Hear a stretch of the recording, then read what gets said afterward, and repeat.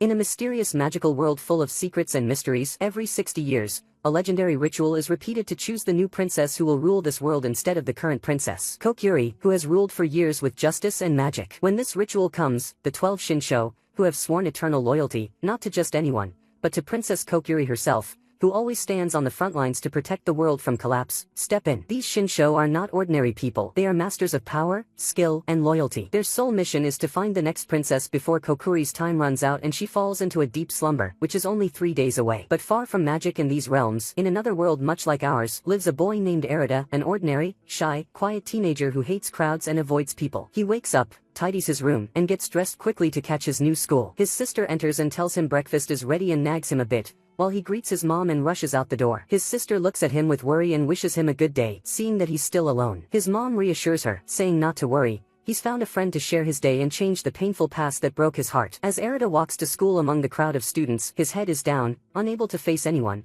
until his friend Sarujo shows up and makes his face light up. Arida relaxes and starts laughing with him, gives him a new game, and Sarujo gets excited and they head to school together. At school, Arida joins a running race and discovers he's incredibly fast, breaking a record. The coach calls him over and offers him a place on the team, but Arida refuses because he doesn't like those things, and the coach respects his wish. But things won't stay rosy for long. A boy looks at him from the window with fiery, jealous eyes. When Arida climbs the stairs, the boy meets him and talks to him harshly as if he's an enemy, not a classmate. Arida is hurt by his words as if they were stabs. Then he overhears Sarujo, his supposed friend, talking behind his back, saying Arida is not his friend and that he's embarrassed by him. Arida feels betrayed and realizes people are all the same, that he was wrong to trust anyone. Then, back again to the world of magic and rituals, but this time with another character with the same name, Arida. But this one is totally different. A mischievous boy running from his grandmother, who keeps scolding and warning him until she loses her temper and casts a paralyzing spell on him. As he dodges the spell, he falls and gets hurt, realizing she's not joking. He calms down and sits with her, and she tells him about the tribe's fate,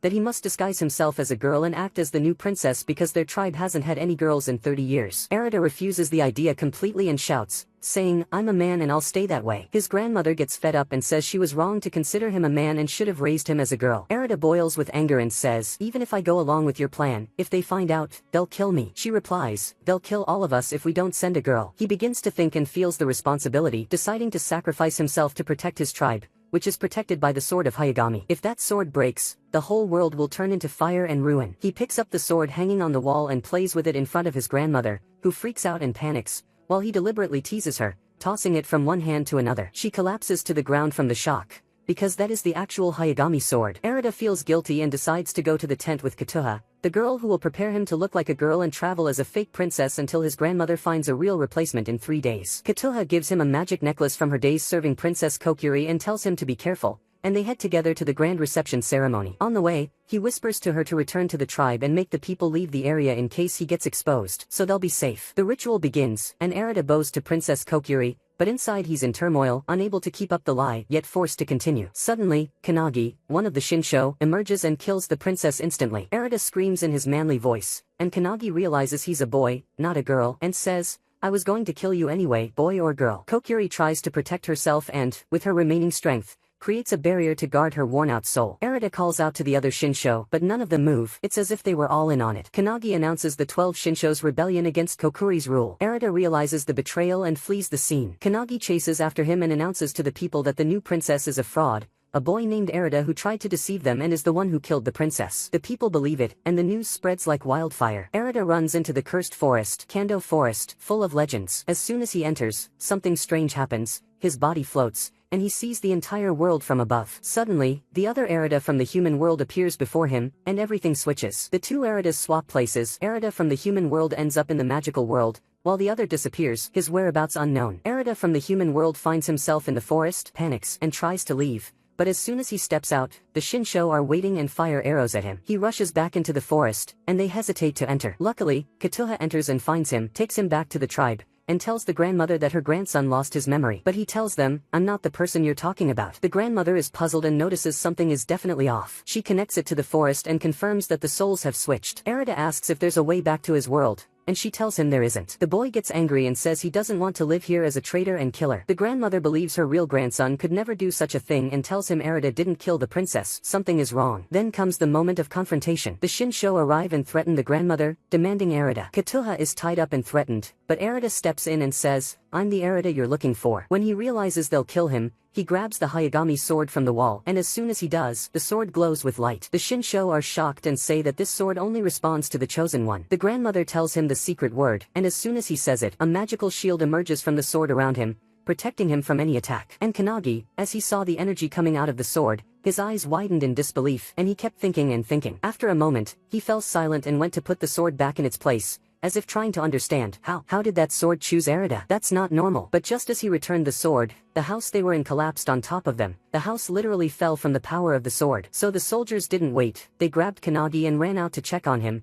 He's an important person, after all. Back to the human world, Arata's mom and sister were just out together, just a normal day. But his mom suddenly stopped and asked why he was late. She called him. Did he answer? Of course not. Was the signal bad? Still no. Maybe the phone battery died? His sister told her, Mom, calm down, maybe the phone just ran out of charge. But his mom had warned him a million times to take care of his phone. Then she said, but he's grown up and knows what he's doing, I'm sure he's fine. Seconds later, they heard people saying there's a boy wearing strange clothes and he's very handsome, he must be an actor. Arata's mom got more excited than the kids and ran through the crowd to see the actor, but when she got close, she was shocked. It was her son, Arata. At that moment, we returned to the magical world. The grandmother managed to escape with Arata and Katuha to a safe place. There, she began explaining the sword to him. She told him that the sword he had wasn't just any sword, it was a legendary sword once owned by great kings. The sword doesn't choose randomly. When it chooses someone, that person becomes the show who will change the world. And the one who attacked them in the house also had a magical sword, one of the swords of the great kings. That means the man wasn't ordinary at all. That's why he was shocked Arata could block his attack. Meanwhile, Katuha was busy preparing food. She told Arata, this is your favorite meal. Maybe when you eat it, your memories will come back. Her face full of hope that he's the same Arata she considers like a brother, but she still couldn't believe the real Arata had disappeared. Arata, for his part, left the place burdened with worry, not knowing what to do. At the same time, Kanagi was sitting alone too, his head full of questions, unable to believe what had happened. Suddenly, Kashi, one of the Shinsho, appeared to him and said, the plan has changed. Keep him alive. He'll be judged in front of the people. And Arata, for the first time, admitted, I wasn't miserable. I want to go back to school, make new friends, and talk to the friends who pushed me away. But then Katuha came with the food and told him to eat. He replied, I'm not Arata. My memories didn't get lost in the forest. But when she noticed he wasn't wearing the necklace she gave him, she was shocked and told him that necklace was precious. It came from the princess herself. He thought she'd finally understand, but she surprised him and gave him another one. At that point, Arata gave up and just went along with her. At that moment, the grandmother heard a strange sound coming from the cave. She went to check. She saw some unclear figures. It wasn't obvious if they were soldiers or creatures, holding torches and walking slowly and eerily on the hill. And suddenly, Kanagi appeared from behind Arata like a ghost and told him, if you don't come with us quietly, I'll finish off your grandmother right now. Arata flinched and tried to grab the sword to surprise him like before, but the grandmother shook her head and told him not to do it. So Arata had to surrender and gave himself up. Kanagi tied him up and threw him into the carriage like a criminal and told him, get ready, tomorrow you'll be judged in front of everyone. And Arata screamed, I didn't do it. I didn't kill the princess. But Kanagi shamelessly replied, you don't remember, but I'll remind you, you killed her and ran, and you'll pay for your crime. He ordered the carriage to move, and Arata fell from the shaking. At that moment, the necklace around his neck struck something and emitted a strange glow and opened a portal. A supernatural portal that connected him to his original world. Suddenly, he saw himself in his house, and the other Arata from the magical world saw him too. Both of them could see and hear each other, but there was a barrier between them as if they were in parallel worlds. The imprisoned Arata got angry and shouted, did you kill the princess? The Arata in the human world replied, me? No, the one who betrayed the princess and killed her was Kanagi. Believe me, the imprisoned Arata said, I want to go back. I want to return to school and my old life. The other Arata reassured him, don't worry, I'll try to figure something out. Just take care of yourself and watch out for Kanagi. And each of them regained hope of returning to their world. But the portal began to fade and the connection between them was cut off the moment Arata's mom knocked on the door, and we returned to the magical world. The court was on fire, and Arata stood before Kanagi, the official accuser in the princess's case. Kanagi showed the people an image of the princess surrounded by magic and said her life was safe until Arata came. Everyone went crazy, shouting against him and demanding his execution. Arata tried to defend himself and told them, don't believe it. The ones who did it were Kanagi and the Shinsho, they betrayed her. But suddenly, one of the Shinsho raised his weapon in Arata's face and shouted, how dare you accuse us? We served the princess all our lives. Our loyalty to her has no limits. The people's rage grew even more against Arata. Then Kanagi announced the verdict. Arata was to be exiled to Gatoya, the final hell. They took him to the ship, and Kanagi stood watching the ship fly away and said, I still can't kill him, not until I know what type of sword he has. Inside the ship, a guard entered to Arata with Katuha. He said, she'll be imprisoned with you as punishment for sneaking in without permission. Katuha was very happy and told Erida, I won't leave you, I'll always stay by your side. She pulled out his magical sword and told him, come on, use it so we can get out of here. Erida tried and said the word his grandmother taught him, but the sword did nothing. Erida got frustrated, gave up, and threw the sword aside. But in that moment, he heard a voice calling him. The necklace around his neck lit up. Suddenly, his soul and Katuha's soul were transported to a strange place, and the princess herself appeared before them. She tells Erida that she now sees him as one of the Shinsho, one of the loyal ones to her, after what he said. Then she continues and tells him that the power of the sword in his hands has become a huge threat if it falls into the hands of someone evil, especially now that its energy has been released. If that happens, the entire world will be distorted and destroyed, and they'll never be able to control it again. That's why she wants him to be the one who rules after her, the one to control all that power through the sword, because he's the only one she can trust. And as soon as she finishes speaking, the connection breaks, and Erida returns to the ship, sitting next to Katuha, terrified by what he just heard, unsure of himself or anyone else around him. But Katuha calms him down and tells him she believes in him and that he's the one who can carry this responsibility, not only to rule after the princess, but also to fulfill her request. And to make that happen, they must hide the sword, because if he walks around with it while being watched by the Shinsho, it will be very dangerous. Then she surprises him. She grabs the sword and stabs it into his hand. Erida is shocked. He screams and panics, but she reassures him and says the pain is only an illusion, not real. The sword will just merge into him, and whenever he wants to summon it, he can do it easily. And indeed, the sword disappears inside him. Amazed, he tries pulling it out and storing it again, taking it out and putting it back multiple times until he gets bored. Katuha looks out the window and tells him they're about to reach the island. Erida gets up, looks, and spots the island. It looks very gloomy, dark, and frightening. Everything about it screams, run away. The moment they enter, he starts hearing strange voices, imagining things, but he tries to ignore it and not tell anyone. He walks with Katuha for a while until he sees a group of prisoners who look terrifying, eyes lifeless, bodies rugged. The whole scene is unnatural. He gets scared for Katuha and tells her not to move from his side. As they walk through the crowd, all the eyes are on him, full of hatred. They all see him as the one who killed the princess, as worse than any of them, but they can't do anything because they're unable to move from their spots. Suddenly, two boys who look a bit different stop in front of him and tell him to take off his scarf and clothes and hand over anything valuable, or they'll cause him real trouble. Erida refuses and says, I'll never do that. So they threaten him and say, fine, your choice. But what'll happen to you? You'll regret it. One of them pulls out a spear and attacks him. Erida doesn't have any weapon. He tries to dodge the strikes, backing away, but the boy is skilled and knows how to use the spear well. He wounds Erada's hand. Erida gets nervous, trips, and falls to the ground. He tries to get up and fight back, but the boy suddenly stops his attack when he hears a voice say, it's time for Judgment Hour, run. Erida stands still, confused. What's Judgment Hour? Everyone runs, fleeing and disappearing suddenly. Only a few remain, too late to escape, and they find themselves surrounded by huge pipes that rise from the ground and suck them inside, killing them in horrific ways. Erida and Katuha stand frozen, unable to believe what's happening. It's like a nightmare. Monsters literally devouring people from under the earth. At that moment, a girl appears and tells them this is called the Judgment Hour, a rule in the prison. The warden picks 2 or 3 people every now and then to be killed in this terrifying way. As they try to make sense of what she said, the girl steals a valuable accessory from Katuha and walks away, saying, that's the price for the info I gave, and leaves without waiting for a response. As for Kanagi, he's still lost in thought. Akashi walks in and asks him, why did you exile Erida to Gatoya? He replies that there's something really bothering him and he needs to confirm it about Erida. Once he's sure, he'll do what they agreed on. Akashi trusts him and tells him, just don't act rashly or selfishly, and Kanagi reassures him. Akashi leaves without saying much more. Meanwhile, Erida is sitting in a corner, thinking about the sword. He pulls it out from his hand and tries saying the magic word again, hoping the sword will activate, but nothing happens. Katuha comes and tells him she found a place he'd really like. He goes with her and finds a place filled with hot water. He soaks in it and relaxes his muscles. She notices his hand is injured, so with her magic, she heals him. After a while of rest, he gets out and feels he has to live up to the trust,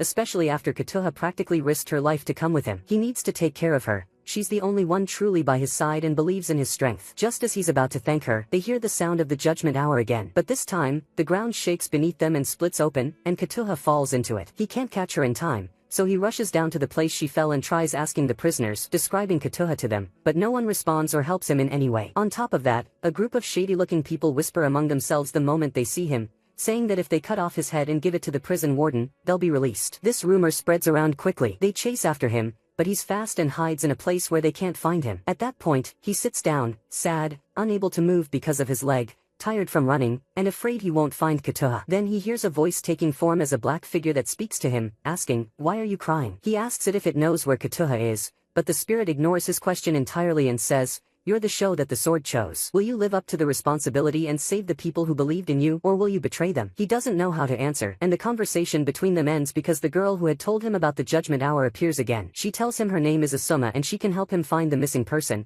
She knows a lot about this place. He thanks her and gives her his bag as payment for the information she'll give. But she tells him, info is free, and doesn't take anything. Then she says, the boy who attacked you, he and his brother are the ones who took Kotoha. But be careful, he's very fast and dangerous. His name, by the way, is Kanthi. Erida thanks her and hurries off to look for Kotoha. Kotoha, at that moment, is with Kanthi and his brother Genshir, thanking them for saving her when she fell. They treat her very kindly. She asks about Erida, but they don't answer and change the subject. Meanwhile, Erida arrives at their location after asking around, but he runs into Genshir on the way. Kanthi steps out to check why his brother is late and finds him on the ground, with Erida beside him. He thinks Erida attacked his brother, gets furious, and charges at him. But Erida explains that it was a misunderstanding, he didn't do anything to Genshir. Then a thief appears and says, I did it. Erida quickly strikes him down and defeats him, saving the brothers. Kanthi thanks him and goes to the gang's place to retrieve his brother's stolen ring, while Genshir goes with Erida to Kotoha so she can treat him. Afterward, they meet up with Kanthi again after he got the ring back. But then the judgment hour starts again, and this time, the chosen ones are Kanthi and Erida. But when Kanthi gets swallowed, Genshir can't take it. He pushes Erida aside and jumps in after his brother, and the judgment ends. Erida, from what happened, collapses, unable to believe his eyes. The shock paralyzes him, and the pain in his heart deepens because, for the second time, he sees something happen right in front of him and he's helpless. Nothing he can do. Fear had tied his legs. But this time, it's different. He decides not to run. He decides to stand and take real action, to help the people who can still be saved, the ones his heart feels are still alive. The pipes he saw looked strange and led to another place. Maybe there's hope there. So he takes a deep breath and tells himself, I have to go after them. And Kotoha, as always, won't leave him. She goes with him without thinking. The two of them enter one of the strange pipes and start walking through it cautiously. Kotoha tells him, be careful, the one in charge of this prison isn't ordinary, he's one of the show, a true monster. Anyone who stands against him doesn't leave unharmed. At that moment, Kanthi is tied up and hanging in the air. His mind takes him back to the first time he met Genshir. They weren't siblings by blood, but they were like brothers and got deeply attached, loved each other so much that no one could separate them. Suddenly, Kanthi returns to reality and finds himself still tied up,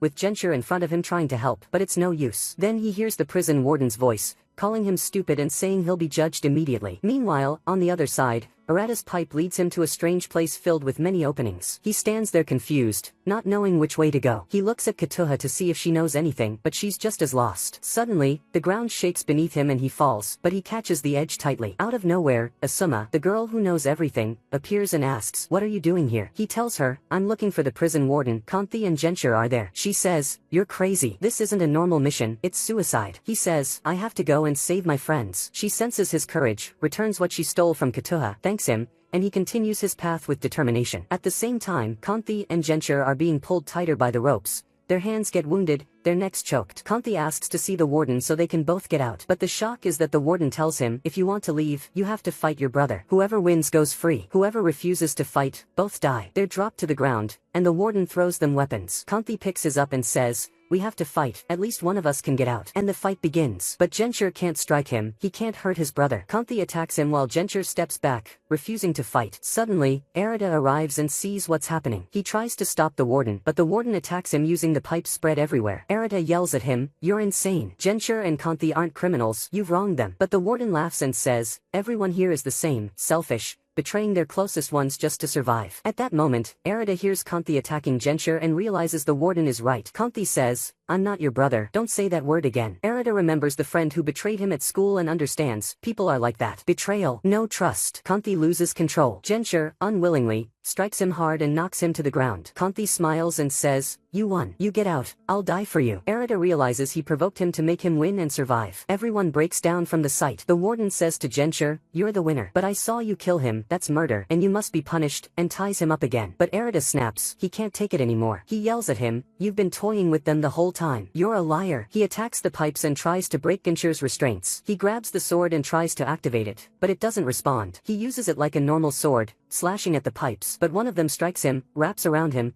slams him into the walls. Still, he holds on tight. At the same time, Kanagi is aboard a ship heading to the prison where Erida is. He wants to see him. Erida is very weak, and he sees Kotoha worried about him. He pleads with the sword to activate. This time, it responds. A massive force bursts out, covering the whole island. Kanagi sees it from afar. Erida is enveloped in a powerful magical shield that blocks all the warden's attacks. The walls crack, the ground explodes, and the warden emerges from the earth, his body mangled, with a black sword stuck inside him. Erida grabs the sword and sees the warden's memories. He learns the warden was betrayed by his closest friend, who trained with him, and threw him into a horrifying place full of lava. Threw in the sword too. A black mist formed, turning the sword dark, and the whole island was poisoned by hatred and anger. When Erida understood the story, he felt his heart break. He felt sorry for the warden. The prisoners shouted, kill him, but Erida refused to do it. He decided to remove the sword from his body, which was nearly impossible. But as one of the show, he was able to pull it out and break the dark seal inside it. The sword returned to its original color. The warden thanked him, and his soul entered Erida's sword and told him, I'll always be with you and serve you,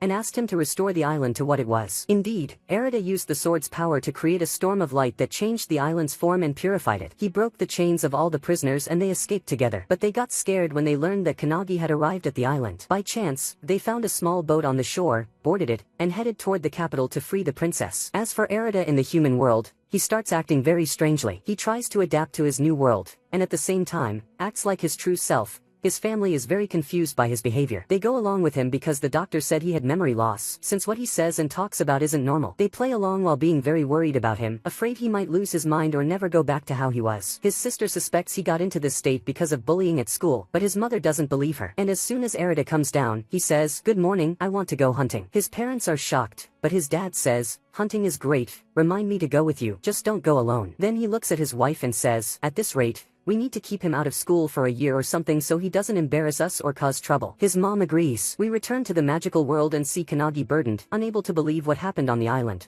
because he learned that Tsu, the prison warden, submitted to Erida, and they're going to free Hayagami and return to the princess. Meanwhile, Erida, Katoha, Kanthi, and his brother finally arrive at the island after their ship was destroyed, barely surviving. Kanthi and Genshir are exhausted. They sit on the sand like corpses. Katoha fans them, and Erida opens a map and asks Kanthi to pinpoint their exact location. Kanthi tells him where they are and points to the location of the capital. Erida realizes it's very far, and the bigger problem is that they'll have to cross Kannagi's land. He learns from their conversation that Kannagi is considered the king of flames and has his own kingdom, and that each show rules over a kingdom under him. In the middle of their talk, Erida notices smoke and fire and says, there shouldn't be anyone here. This is the closest island to the prison, I doubt anyone lives near it. He suspects it might be Kannagi. But when they go to check and observe from a distance, they find that the people there are just ordinary folk. Genshir even recognizes one of them, someone from his village before he got imprisoned. He reassures them and tells them to come down and not to worry. The surprise is when Genshir sees his mother. He can't believe it and runs to hug her. Kanthi is happy for him, but deep down, he feels sad, thinking his brother might leave him. Genshir's mom, once she finds out that Kanthi was the one who saved her son and looked after him all this time,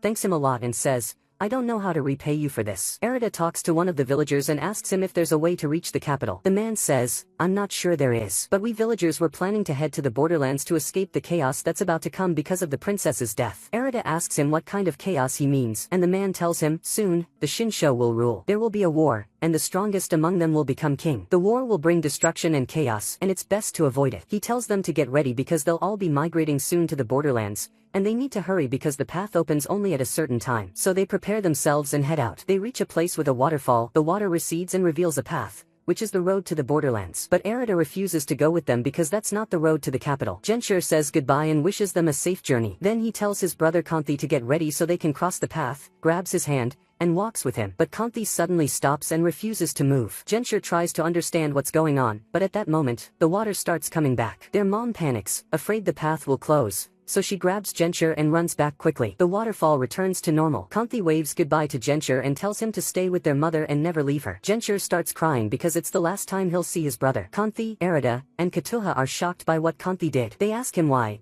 and he tells them that he was one of the gang that attacked Genshir's village and kidnapped him from his mother, and he can't bear to stay with him or his people. He tells them to leave too and find their own path. He'll find his. But Erida grabs him and says, I'm not leaving you. You're one of my friends now, and I won't abandon you. Until we reach the capital and things are sorted out, don't let me catch you doing anything foolish. And that violent side of you, forget it completely. Kanthi is overjoyed deep down, but he hides it and continues walking with his new friends. They search for a path to the capital. But after walking for a long time, Erida gets very tired, so they stop to rest. Then, a huge monster appears, terrifying Erida. But Katoha and Kanthi reassure him, saying the monster isn't harmful at all and peaceful if left alone. But the monster looks angry and charges at them. They get scared and start running too. At that moment, a girl appears holding the monster's egg. Kanthi tells her, return that egg immediately before the monster eats us. She refuses and says, no way. I fought hard to get it. I won't give it back. Kanthi gets angry and is about to forcefully take the egg from her. The monster sees them and chases Kanthi again, and this time it looks funny. His friends stop to watch and laugh. They ask the girl, why did you take the monster's egg? She tells them her lady is expecting a baby and the monster's egg is incredibly nutritious.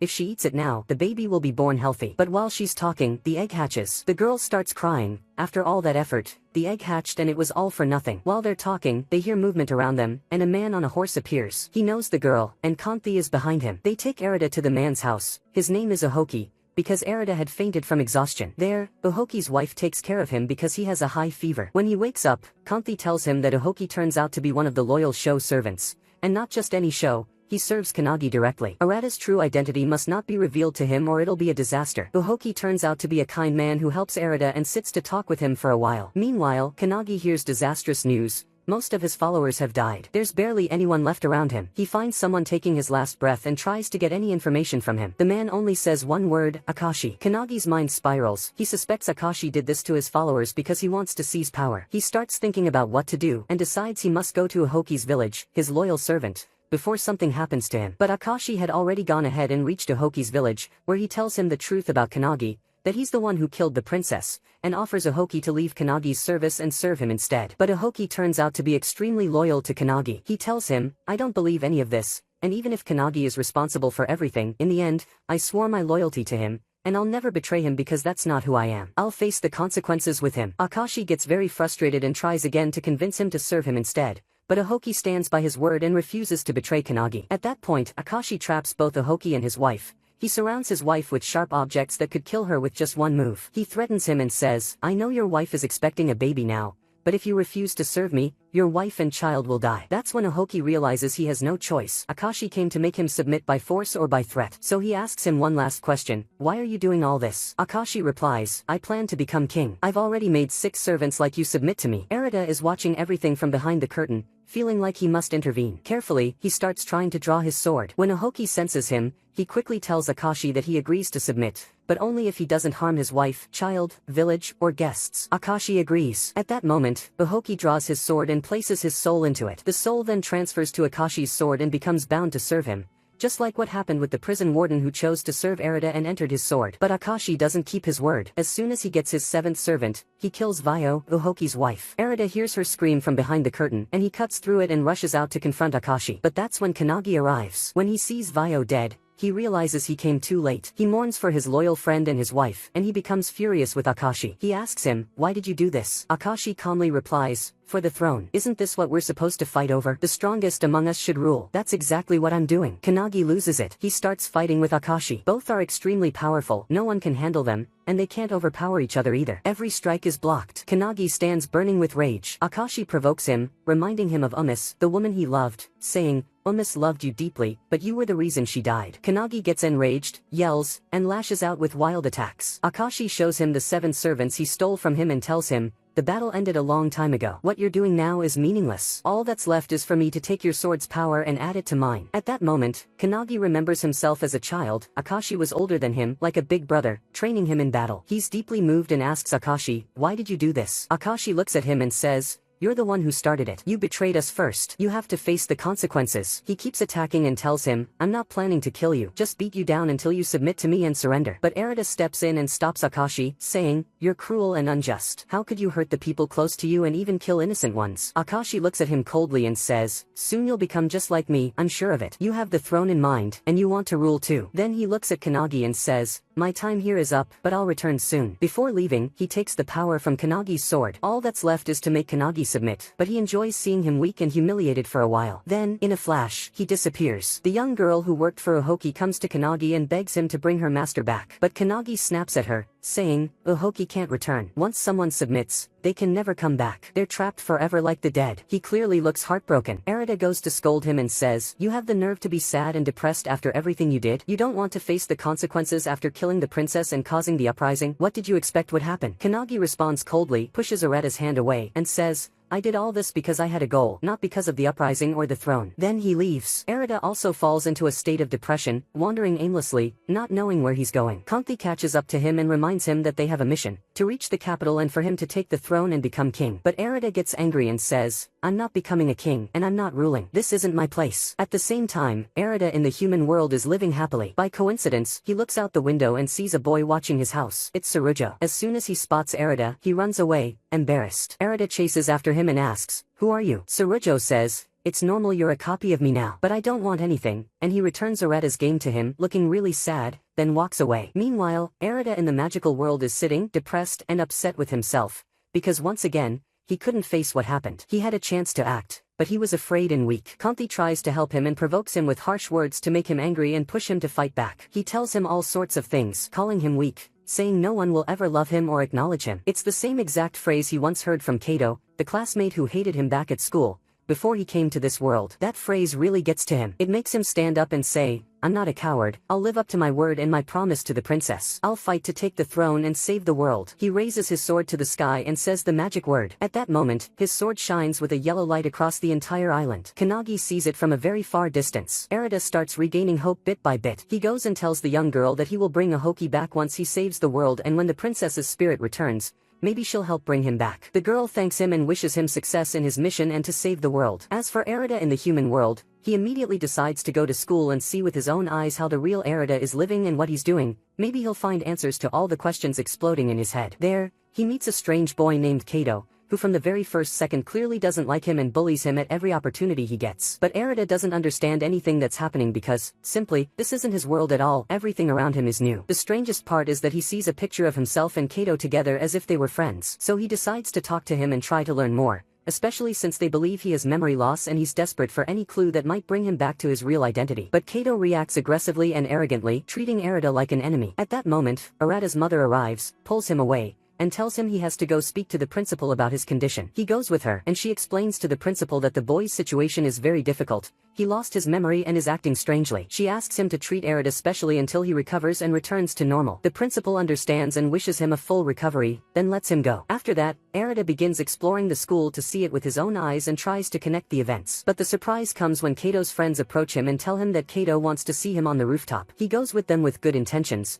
but as soon as he sees Kato, he knows something's off. The look in Kato's eyes says he's up to no good. Kato confronts him and says, "Are you pretending or what? Pretty sure you're faking this. There's no such thing as memory loss." But Arida looks at him, completely uninterested and unfazed, his focus only on the view from the rooftop, mesmerized by the new world, the buildings, and the people. That made them even more irritated, until Kato decided to punch him. But Arida grabs his hand and stops him instantly, then says in a loud, defiant voice, "There's no way you people are real friends of the original Arida, and I won't let you disrespect him again." He leaves with total calm, leaving everyone stunned at how his personality changed 180 degrees. At the same time, in the magical world, the real Arida is walking with Katuha and Kanthi. Suddenly, Katuha stumbles and twists her ankle. She can't walk at all. Arida decides to support her, and Kanthi helps until they get her to a comfortable spot. All the while, Kanagi is watching them from afar. Kanthi goes to search for healing herbs to help Katuha, since her healing magic isn't working. Arida also goes out to help with the search. Suddenly, the necklace he's wearing lights up and opens a new portal. He focuses on it, reaches out, and is able to connect with Arida in the human world. They begin talking to each other, each one telling the other what happened to him. Then the Arida in the magical world asks the other Arida about his feelings toward Katuha. But the Arida in the human world quickly answers, saying she's like a little sister to him and they grew up together. He tells him to take good care of her until he returns. But the Arida in the magical world looks upset, trying to hide his emotions, because it seems he's starting to like Katuha for real, but he can't admit it, not even to himself. At that moment, Kanthi finds the herbs, but they're growing over a strange grave. Without thinking much, he takes them, excited that he can finally help Katuha. But flames start surrounding him, he gets completely trapped, and no one can reach him. At that same moment, the magical world Arida is still talking to himself, recounting what happened when he met the strange boy named Kato, who doesn't seem to like people or have a single ounce of friendship in his heart. But he managed to stand up to him and wonders if there really was a friendship between them, because the pictures say one thing, and he feels something else. But before they can continue talking, the portal closes suddenly and they have to say goodbye quickly. The magical world Arida heads back to check on Katuha since he talked for too long. But he's surprised when Kanagi sneaks up behind him, restrains him, and says, "Hand over the power of your sword. It's the only hope I have to get rid of Akashi." But Arida refuses to submit or give up his sword's power and tells him that'll never happen. Kanagi says, "If you give me the sword, I'll kill you without pain. It'll be a quick, easy death, for all our sake." Still, Arida insists on refusing and doesn't change his mind. Suddenly, flames erupt and surround them all, but the fire doesn't harm Kannagi because he's the flame show. He's still one of the show even after his sword was taken. He threatens Erida, saying the fire will burn him and the entire place unless he hands over the sword. Erida can't figure out what to do, but Katuha senses what's happening and runs to him, even though she's injured,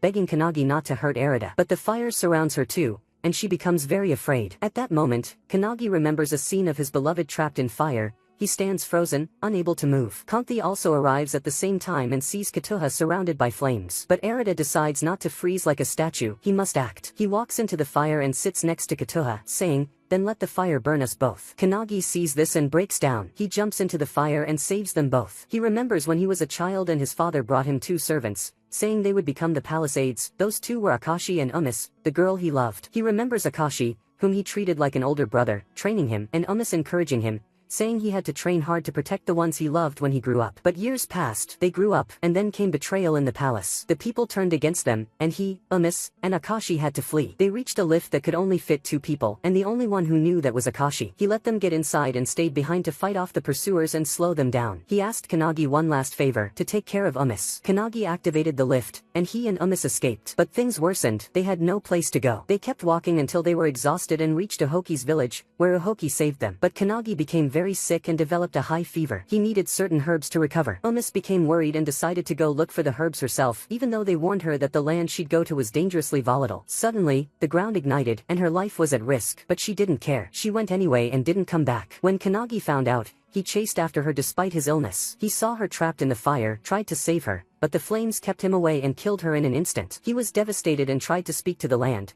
He begged to sacrifice his life in exchange for bringing Umis back. That's when the Hamura sword appeared to him, responsible for the fire in the land. It chose him as its show. Since then, Kannagi became one of the show. He tells Erida everything and says he needs his power to get his Hamura sword back from Akashi, because to him, Hamura is Umis. Erida offers to go with him and change the world together. Kannagi is deeply moved by his words, and agrees. Meanwhile, in the capital, the princess is still heavily shielded and hasn't died. A group is gathered around her, agreeing on her death. They say that eventually, the princess will die, but with Erida holding the ruling sword, everything could change. He might return power to the princess, and that would be a disaster because everything they've done would go to waste. They must stop Erida no matter what. As for Erida, he's training with Kanthi. Both of them are practicing combat, but Erida's fighting skills are very weak. Kanthi is doing his best to improve them. Meanwhile, Kannagi is sitting on the ground like a king waiting to be served, constantly asking them, "Where's the food? I'm hungry." Kanthi gets really annoyed and tells him, "If you're going to stay with us, then you need to help out and take care of yourself. We're not your servants." Kannagi replies calmly, "I didn't even want to come. Erida insisted because he needs me." Kanthi looks at Erida and says, "Did you really have to invite him to come with us?" Erida responds, "I'm already starting to regret some decisions, but we have no other choice now. We're stuck with him." Then he turns to Kannagi and tells him to be patient, that Katuha is bringing the food. Just then, Katuha arrives and says the food is ready. Kannagi says, "Bring the food to me." So Kanthi hands the food to Erida and tells him,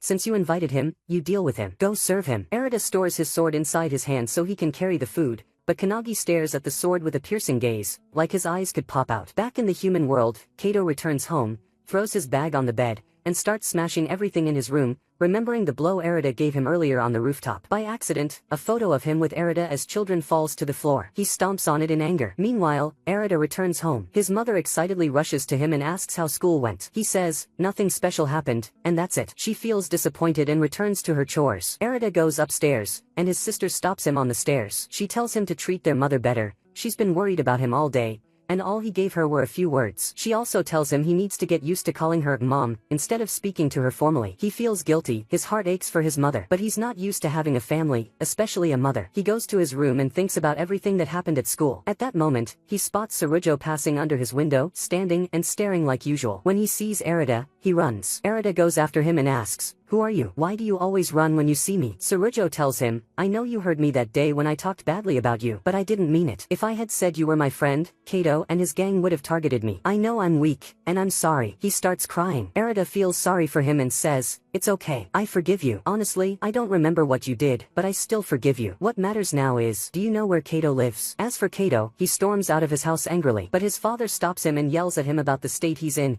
failing, struggling, and headed for a future of failure. But Kato, being rude, talks back badly. His father slaps him and throws him out, saying, "Your attitude is the reason your mother left." That word hits him hard and only deepens his hatred for his father. Back in the magical world, Erida and Kannagi are walking together. As they enter a certain area, it starts raining. Kannagi Kanagi tells them, "We're now in the region of Euro, the show who controls water." Erida asks more about the show and wants to learn about them. Kanagi says, "Each of the show controls a certain element, like me with flame. Most show don't know much about each other. The only time we meet is during the ritual, and that's it. Especially the sixth grade show, the strongest show in the world. No one knows anything about them, not even what they look like. They're the same group that surrounds the princess." Back in the human world, in Arata's house, his sister tells their mother that Erida is missing. He's not in his room. His mother panics for her son. Meanwhile, Erida is with Sarujo, and they go to Kato's house, but don't find him. They search places where he usually hangs out. Kato, while wandering around, sees his schoolmates talking badly about him after the rooftop fight. They mock him and bully him. Erida shows up, thinking it's a fight, and tries to defend Kato. But Kato's friends weren't planning on fighting. Once they're bored, they walk away. Kato gets angry at Erida for making him look weak and says, "I didn't ask for your help. Why are you always like this? Just like when we were kids. I hate you." At that moment, Kato's mother arrives. When she sees Erida, she's clearly terrified. She slaps him out of fear and then immediately apologizes, asking him not to leave the house without permission while he's still unwell. Erida feels terrible and apologizes, calling her mom as she wanted. Kato walks away, out of his mind, punching walls and hurting himself. He remembers when he was a child and joined a running race with Erida. That's where their conflict began. But he refuses to recall the details because it hurts him too much. Meanwhile, in the magical world, a strange man is performing a bizarre ritual in the Kando forest after the sixth grade show learned the truth about Erida and what happened in the forest. He starts chanting strange words to open a portal to the other world. He succeeds, and suddenly, his soul rises, and across from him appears Kato's soul. The two of them switch worlds, just like what happened with Erida. Kato drops into the magical world inside the forest, confused and lost. When he comes out, the sixth grade show are waiting for him. They explain everything to him. He learns that the real Erida is in this world. They tell him they want him to become one of the show and kill Erida himself, because no one can defeat Erida except someone who hates him. His feelings of hatred are what brought him here and caused the soul switch. To become one of the show, they give him one of the most powerful swords, Orochi, an evil sword born from hatred and rage. The moment the sword sees Kato, it chooses him. They perform the ritual to make Kato one of the show, and the ritual succeeds. Kato's mission becomes, kill Erida. And the next day, Erida doesn't feel anything strange happening, except suddenly a weird sting hits his hand where the sword was. The sting worries him at first, but he ignores it, until suddenly Kato appears in front of him. Kato's appearance shocks him and makes him ask a lot of questions. When, how, and where. Kato draws his sword, and as soon as Kanagi sees him, he and Erida realize that Kato has become one of the show. They are even more shocked and ask him how that happened. But Kato doesn't answer their questions and tells Erida some very harsh words, including that he must be his servant for life, that he is a follower, and that the sword he now holds will kill him and show everyone his true self. These words upset Erida a lot and make him lose control. His emotions take over him, and because of that, the sword transforms and black smoke starts coming out of it, attacking Kato. Kanagi warns them and tells them what's happening is very dangerous. It could turn Erida into a monster and someone needs to stop him. Kotoha gets really worried about Erida and tries to bring him back to his senses, but the black smoke affects her. She does manage to bring him back to consciousness, but then she falls to the ground and can't get up. Kenti gets very worried about her, and Erida stands there in shock, throwing the sword from his hand. Meanwhile, Kato is approached by the 6 elders behind him who ask him to stop what he's doing because they didn't expect what came out of Arata's sword. So he listens to them and goes with them to their ship. When Kanagi sees the shape of the ship, he realizes they're the high show, and when he notices that Arata's sword has fallen, he quickly grabs it and steals it from Erida, who is still in shock. Kenti tries to stop Kanagi and tells him to return the sword, but Kanagi says Erida is the one who threw away his sword and abandoned it. He then runs off before Kenti can catch him, and finally, Erida snaps out of his shock and checks on Kotoha. She's fine, but he's still worried about her, so he moves her to a safe place away from the rain. At that moment, she wakes up and asks him who Kato is and why they were talking as if they were from another world. When he doesn't reply, she believes everything she had been denying before and realizes that he really isn't the real Erida she knew in her childhood. Meanwhile, Kenti finally manages to find where Kanagi is, so he picks up a stick from the ground and tries to walk very quietly so Kanagi doesn't notice him, just enough to strike him and take the sword and run. But Kanagi hears his footsteps and realizes it's Kenti, so he says to him not to worry and that he'll return the sword. He's not going to keep it. Kenti is very surprised by Kanagi but believes him, so he goes back with him to Arata's place to return the sword, and Kanagi really does that and returns the sword but throws in a few mocking words at Erida and tosses the sword on the ground. The next day, Kenti and Erida train again in combat, but Erida clearly seems weaker and doesn't want to use his full power because he's afraid that the same state he was in while fighting Kato will come back. So Kanagi tells Kenti to sit aside because he's going to face Erida himself,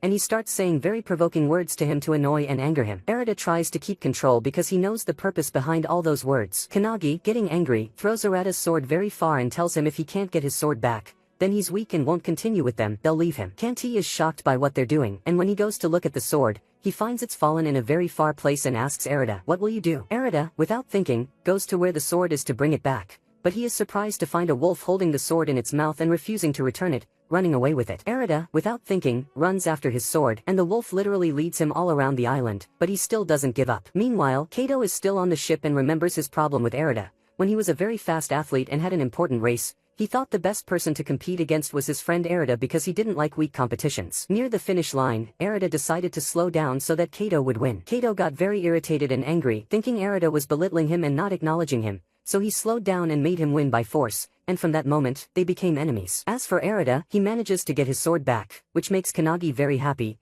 and he tells him now he can rely on him. Then Erida goes to Kotoha and apologizes for everything that happened and promises her that he'll live up to the responsibility. And in order to continue and reach the capital, they must first meet Yuro, the water show. But Erida has a different opinion. He thinks they can't face Yuro without knowing information about him, because that wouldn't be in their favor and is very dangerous for them. So he suggests that they meet Yuro's servants first, and no one objects to his idea. They all go together first to a city where one of the servants lives, and to enter, they need a permit that they won't get unless they complete a few required tasks. Kanti gets into a fight with the man responsible for assigning tasks until suddenly a strange man named Suhi appears and tells the official, "I need them for something," and he takes Erida and the others with him. They pass through the city center. The city looks very beautiful and has many things, and Kanti keeps commenting and talking to Kanagi, and just as he's about to say his name, Kanagi grabs him and tells him, "Don't be stupid and reveal our identity, or I'll mark your face with something you'll never forget your whole life. And you know I'm crazy enough to do it." Kanti gets scared of him and stays completely silent along the way. Kotoha likes a few things and wishes she could buy them, but Suhi tells her, "This isn't the time for shopping. Later, you can shop and buy whatever you want with the money you'll earn from your work." They arrive at the site where they'll be working, and Suhi gives them non-stop work, asking them to move rocks. Kanti starts smashing and gets really tired just trying to move a stone,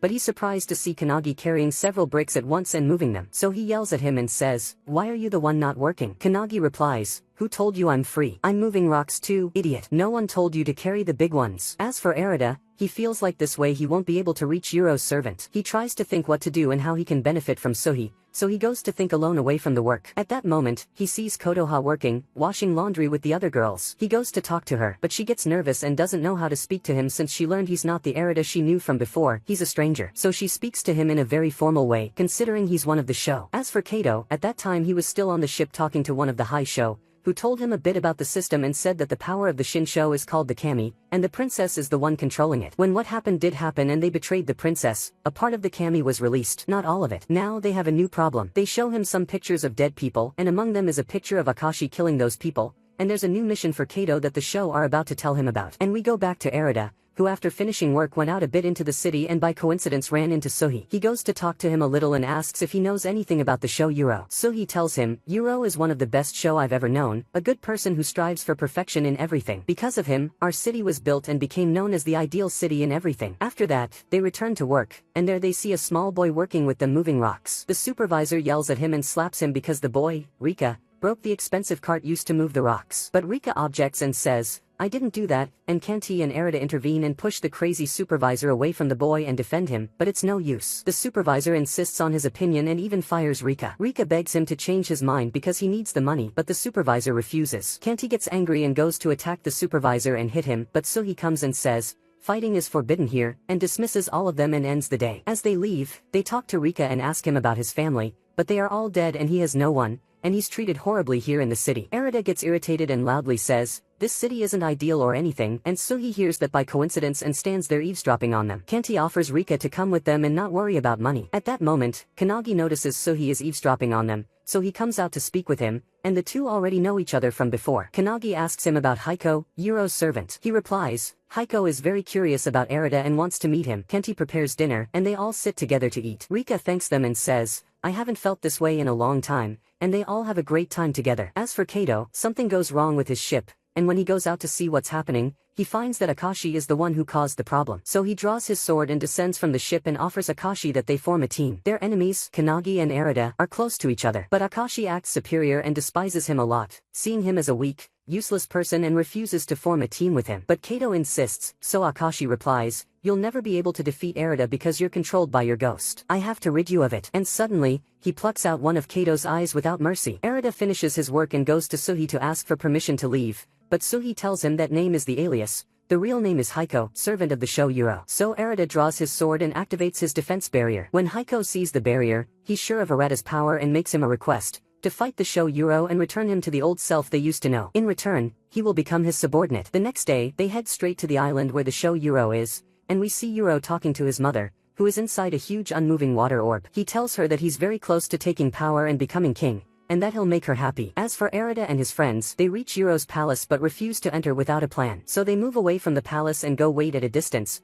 while Kanagi and Kenti scout around the palace to gather information about the entrances and exits. Kotoha goes to talk to Erida and asks him if his world is that bad. Surely he has people who love him and are worried about him, which is why he wants to return. Until that happens, she'll stay with him, but from a distance, so she doesn't get attached to someone who will later go back to his world. She leaves without hearing his reply to what she said, but shortly after, he hears her voice and runs to see what happened. He's shocked to see a giant water orb holding her. When he gets closer, the orb grows until it swallows her. Kotoha loses consciousness and can't move, and the orb transports her to another place. He immediately guesses that the one who did this is Yuro and she must be in his palace. And he turns out to be right. Once he arrives at the palace with Kenti and Kanagi, he sees Kotoha trapped inside another orb filled with air. She's awake and okay, but the orb begins filling with water, and if he doesn't save her, she'll die. Then Yuro appears and tells him if he wants to free her, one of them has to submit to the other, either defeat him or get defeated. There's no other option. Erida agrees to Yuro's terms and draws his sword, but with incredible speed, Yuro creates a waterfall that strikes Erida. If Erida hadn't formed his shield at the last moment, he would have lost. All of Yuro's followers gather, cheering for Erida,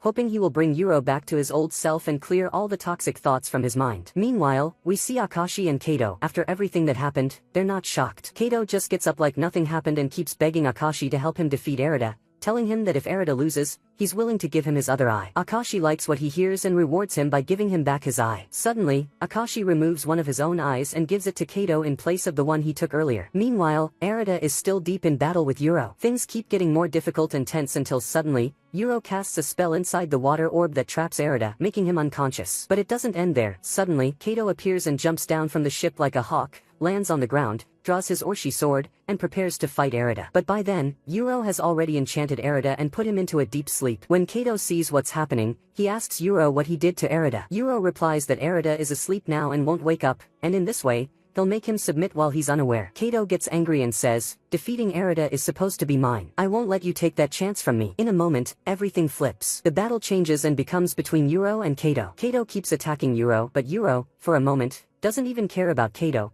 so he dives with Erida into the magical water and disappears. Kato follows them. At that point, Yuro tries to infiltrate Erida's mind by showing him a few scenes with his mother. And when he listens to her and obeys, he can control him and make him submit. But that doesn't happen. Every command Yuro gives isn't executed, because Erida doesn't understand his mother's strange words. Yuro fails to control Erida's mind, but Erida remains trapped inside it. Then suddenly, he hears a voice that isn't strange to him. When he focuses, he finds it's Kotoha's voice calling him and asking him not to give up. He starts to understand the game, so he controls his sword, and the light that comes from the sword is what saves him from Yuro's control. It turns the water orb into an orb of light and saves Kotoha with him. When Yuro tries to attack his sword, no magic comes out because he has lost the will to fight. At that moment, the water orb that held his mother bursts. He collapses and goes to apologize to her and remembers how she was harsh on him and wanted him to be perfect. No matter what he did, she wasn't satisfied. Even after he became strong and joined the show, she wasn't pleased and died before accepting him. But one of his followers comes and corrects his information, telling him that his mother wasn't harsh or cruel. She loved him very much and considered him her treasure. But what she did was out of fear for him. All she thought about was what would happen to him if she died, especially since he was a sensitive child deeply attached to her. He shows him proof of what he's saying, things his mother kept that he made when he was young. She always belittled them to keep his focus on combat and strength. Yuro, after hearing all that, breaks down crying and apologizes to all his followers and Erida. He tells them, "I was doing all this for my mother, but now I'm content with my life and don't want anything else." And in the middle of this emotional moment, Kato enters the scene and interrupts them, saying,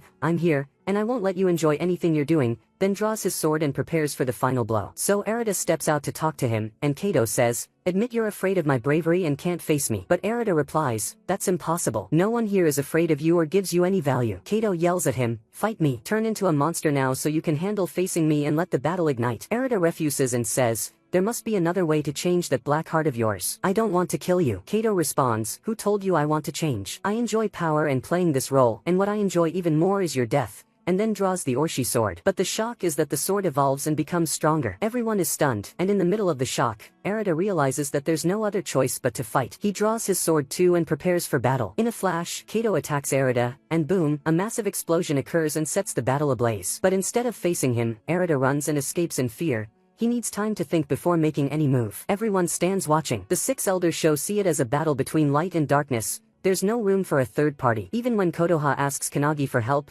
Kanagi refuses and tells her this is Arata's battle. No one is allowed to interfere. Kato chases Arata and trips him, making him fall to the ground and lick the floor. He chains his legs. Arata finally decides to face him and defend himself, but the power of darkness is stronger. It spreads everywhere more than the light. The Orshi beast appears, and things go down a dangerous path. Konoha senses the danger and starts cheering for Arata. But it's just one sentence that truly affects him: we all believe in you. Fight for us and for the princess. That sentence literally flips everything. It gives Arata power and makes him stand up to fight. He actually manages to defend himself and holds on until both of their powers become equal. But the hatred and rage inside Kato are fueling him, feeding his strength. That makes his power grow even more whenever he wants and feeds the Orshi sword, which releases a monster. If it swallows Arata, the battle will end. So Yuro senses the danger and responsibility and decides to sacrifice himself. He tells everyone, after bidding them farewell, that he has chosen to submit to the show Arata. When Arata hears him, he shouts, "Don't do that." But Yuro has already made his decision. His soul enters Arata's sword. At that moment, Kanagi tells Arata, "Live up to the responsibility and don't fail Yuro after he sacrificed himself for you." And from that sentence, Arata's power causes another explosion, even stronger than the first one. So powerful it destroys the whole palace. Everyone is thrown in opposite directions. They barely wake up and start looking for each other. When they go to check on Arata, they find him still standing in his place, completely unharmed, in front of Kato. They feel somewhat relieved but stay tense, unsure of what's coming next. This time, Kato tries to boost his power in a different way, by drawing strength from Akashi's eye. Meanwhile, Arata's confidence in himself grows immensely. As soon as Kato tries to attack and gets close, a very powerful light blinds everyone. It purifies the ground from hatred and rage. It weakens Kato and prevents him from controlling his power. He surrenders, and Arata succeeds in defeating Kato with a light called the Light of Truth and Justice. Kato quickly retreats to the show's ship. Konoha is overjoyed and runs to Arata, unable to believe he won. He then goes to meet Yuro's followers and apologizes for what happened. But they surprise him by saying they want to submit to him and join Yuro. He agrees at that point, and his power becomes unmatched. He goes on to contact the Arata in the human world and tells him everything that happened and warns him about the show, who is in disguise and surely close to him with the target set. As for Kanagi, he prepares himself because the next battle is his, and it's with Akashi, to reclaim his sword, his strength, and return to his former self.